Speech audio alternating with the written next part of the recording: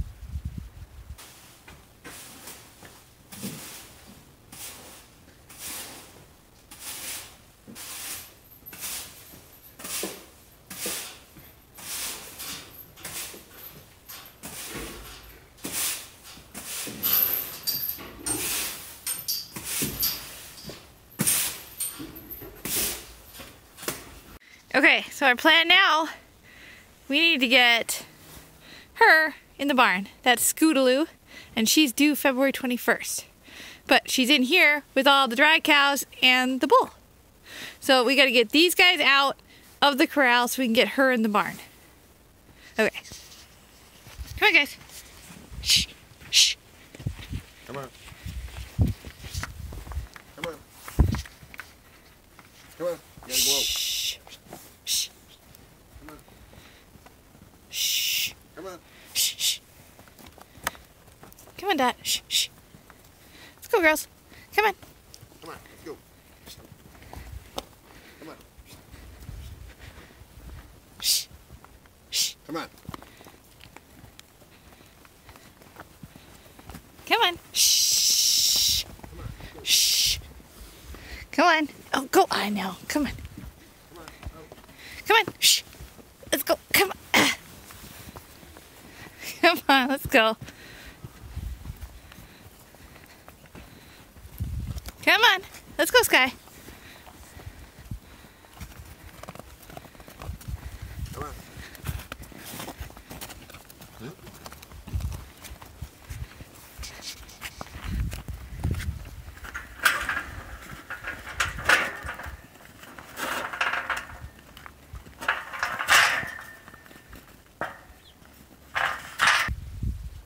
Now, if you didn't know, Scootaloo is a My Little Pony reference. So I can't wait to hear my father-in-law say her name when he's milking her. It's right up there with Pinkie Pie. We also had a Starlight and Glimmer at one time too. It was pretty funny. Okay, we're gonna go and turn her out with the milk cows for right now, and then when we run everybody in tonight, then we'll get her into her new stall. We have another cow that we just dried off, so she will be taking that cow's stall.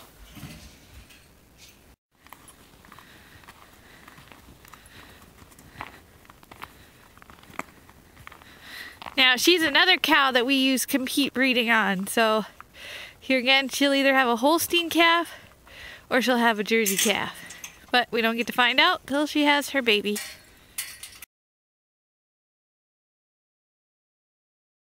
Hi, we're Kansas men. I come in. Hi, we're Justin and Jordan, and we farm 100 acres, and you're gonna see how do we make hay.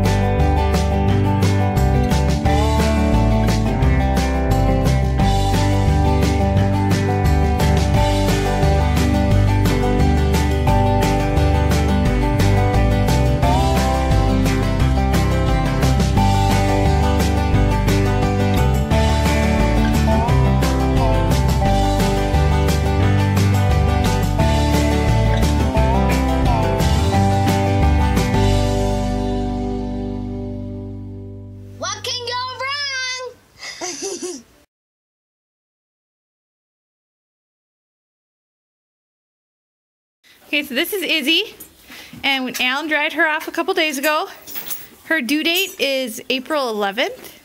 So now she won't be milking until she calves.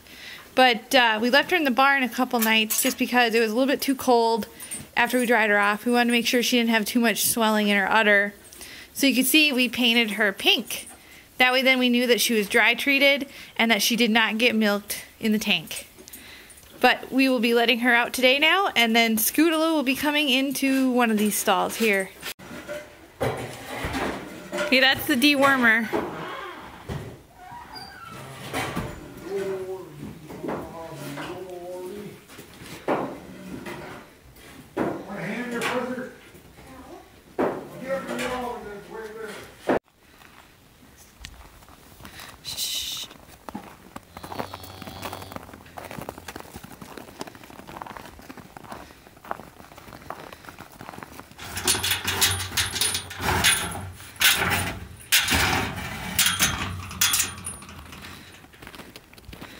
I'll see Izzy in a couple months.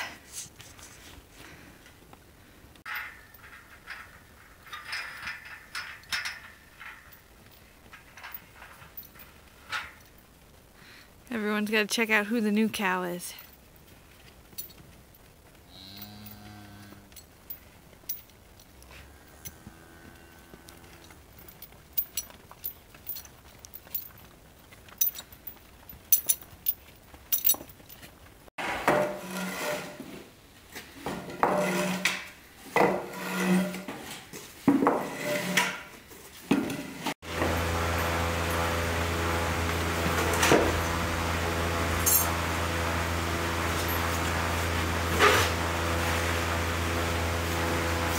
We had a bit of a late start tonight getting cow's milk, so Alan's dad's just washing milkers up right now, and we brought this cow in from outside. This is Shamrock. She is a dry cow, and she's due to calve February 15th.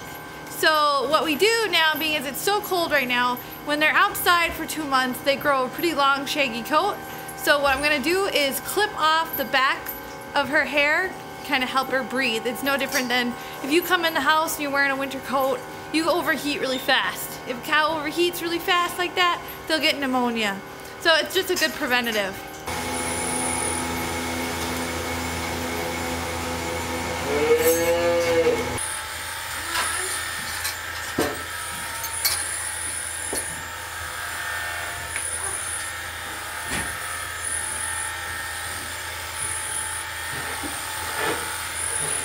Okay, so we just got done trimming Scootaloo's back and Shamrock's back.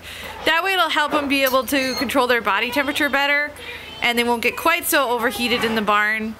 I know it seems kind of odd that just a little bit of shaving on the top can help, but our veterinarian recommended it. And since we've been doing it, we've never had pneumonia in the barn since, with the dry cow coming in. I mentioned earlier in the video how Shamrock and Scootaloo are both bred using compete breeding. And compete breeding is a process where you breed your cow to 2 different bulls, and basically the bull with the fastest swimmers wins, and that's the calf you get. Now when you use compete breeding, it ups your conception rate considerably versus just using 1 bull. So that's kind of why we used it on Scootaloo and Shamrock, was they were bred a couple times beforehand, so we don't really like to breed the cows too many times with the artificial insemination, so we thought we'd give the compete breeding a chance to see if that would finally help them settle, and it worked like a charm. We've used compete breeding now for a couple years, and it's worked really well for us. So Shamrock and Scootaloo are both artificially inseminated to a Holstein bull, and then they were both turned out with our cleanup bull Silas, our Jersey bull. So we don't really know what kind of calf we're gonna get from those 2 until they finally calve. So it's kind of exciting and fun, and hopefully we'll be able to tell what the breed is, being as Shamrock and Scootaloo are both Hojos, so sometimes it's a little hard to tell. Hey everyone, it's 12:08 a.m. Sunday, February 8th. Just came down to do a midnight calf check with Shamrock, and we've got feet sticking out. But the one looks either twisted to the side or maybe backwards, so I'm gonna go reach in there quick and check, see if the calf's presenting normally or if I'll have to get in there and give her a hand. Okay, so I just reached in and checked Shamrock's calf to see the positioning because the foot did almost look like it was kind of either sideways or upside down, and it was just sideways, so the calf's nose was just about ready to pop out. So I'm gonna just kind of step back a little bit and leave her alone and let her push and kind of go from there. This isn't her first calf, so we'll give her, he said, about a half an hour to kind of work on the calf on her own. Being as I don't know when the feet first came out, I'll keep a little bit closer eye on her. And we have a little girl. So I brought her up here so Shamrock could clean her up real good. She had some amniotic fluid in her lungs, so she's got a little bit of a cough, but hopefully she can work that out. But I'm gonna leave her alone for a little bit, let Shamrock clean her up, and then I'm gonna come back down with Alan because I don't want to milk a cow by myself right now, and I said you don't want to get kicked and no one be down here. But we'll get her some colostrum from Shamrock, and then we will dip her navel with an iodine navel dip. And then we also have an oral vaccine that we'll give her that will treat her for 3 different viruses that are kind of common for causing scours in baby calves. Scours is just another word for diarrhea. But for right now, I'm going to leave Mama with her baby, and I'll come back down in just a little bit here. Okay, so I just woke up Alan, and I told him that he needs to get his butt moving and come help me get some colostrum for that new baby calf. I'm trying not to fall down the hill here because the kids enjoy sledding down our path we walk down, so it gets super packed down and icy. But I'd run up to the house quick too and grab, oh, holding it upside down.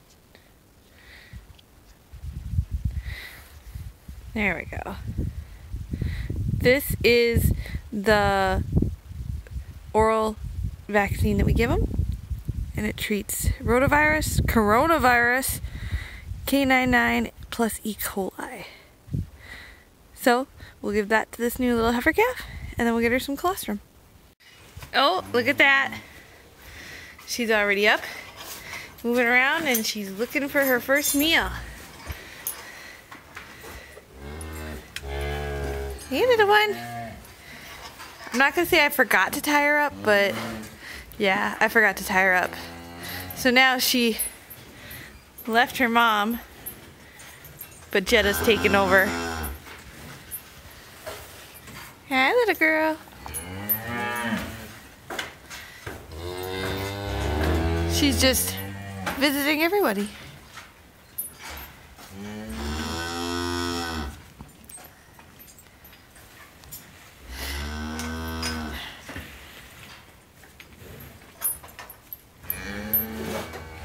That is not your mom. Of course, you're not her mom either. She's heading down the row, introducing herself to everybody.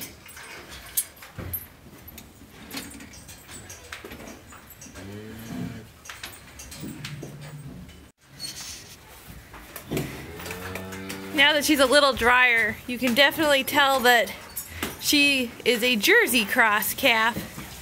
She's got some nice brown going on. So this is Silas's first calf. And we get a heifer, first one, so bonus! So Alan just tied her up to the wall here so she can still be reached by her mom and apparently adopted mom, Jetta.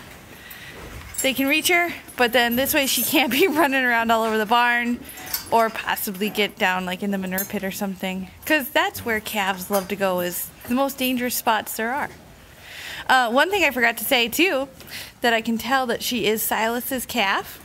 Silas is homozygous polled, which means he doesn't have horns. He was born without horns, and the way that his genetics are is that his offspring should also be polled. So I just checked on her. You kind of feel right around here, and there's no, usually you can tell if there's a little horn nub, and there's nothing there. So Another easy way to tell that she is a Jersey cross calf. And then it makes our job easier because you don't have to dehorn them when they're a little older.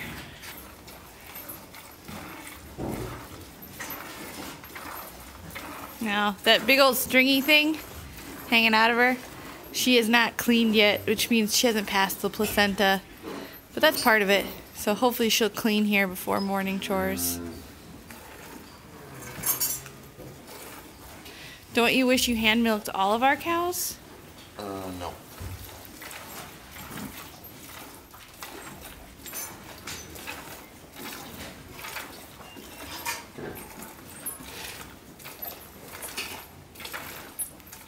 So why do we give them a bottle of colostrum instead of just letting the calf nurse on her?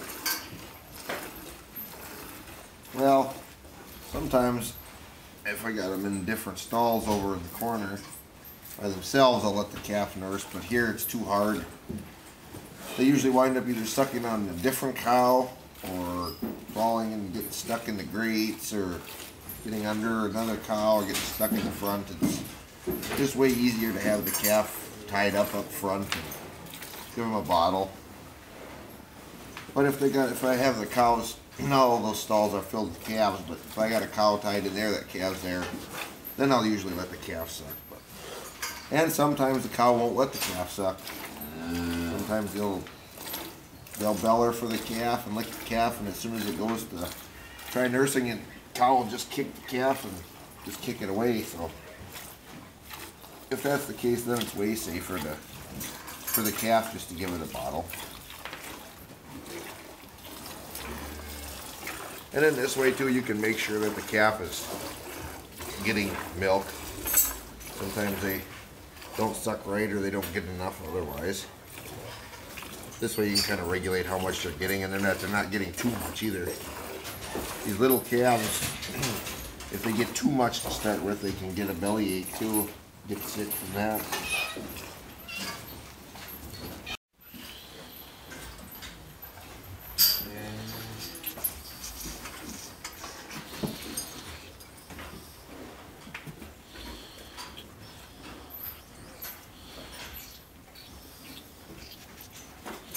So I just gave her medicine. You can kind of see it's a blue color. It smells really good, but the blue color helps us know that it made it all the way through her digestive tract when all of a sudden she has green poop.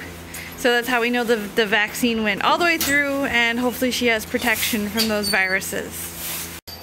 We put this on her umbilical cord. It'll help it dry out faster and keep her from getting any possible bacteria up through her umbilical into her system. Because right now she has no immune system. So the faster we can get her umbilical cord to dry up, the better. So after we get the calf all taken care of, fed and vaccinated, then we also take care of Shamrock.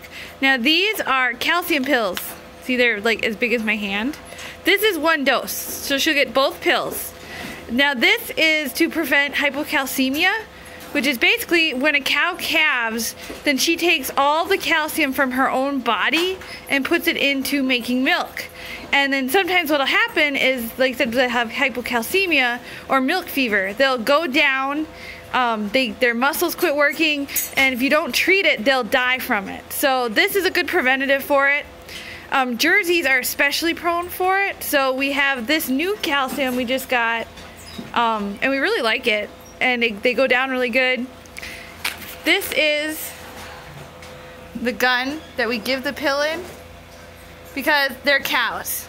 You can't just tell them to open up and swallow the pill because it'll help them. They don't want to swallow the pill.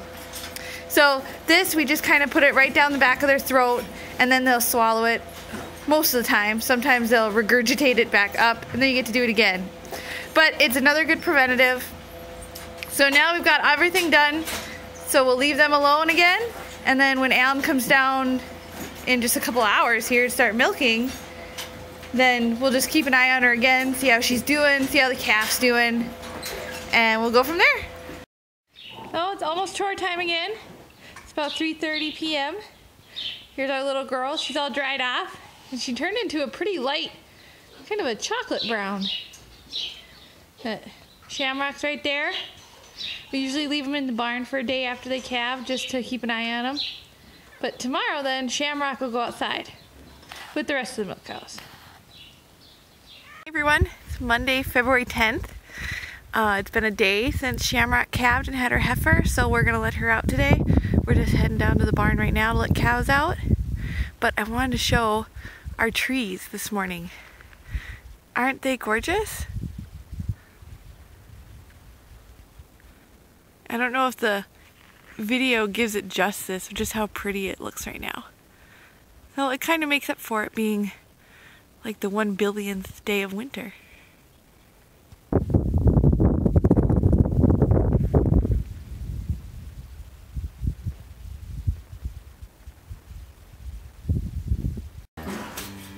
Hey little girl.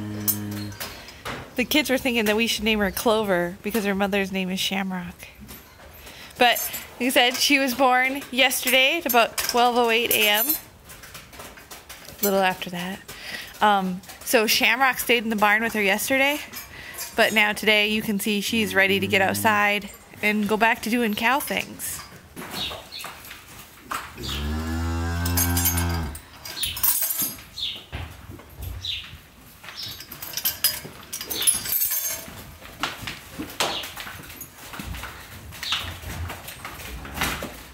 And there she goes. Like I said, most of the cows are more interested in going out and getting some food than they are about their babies. Hey, so Shamrock's already way out there, out to the bale feeders.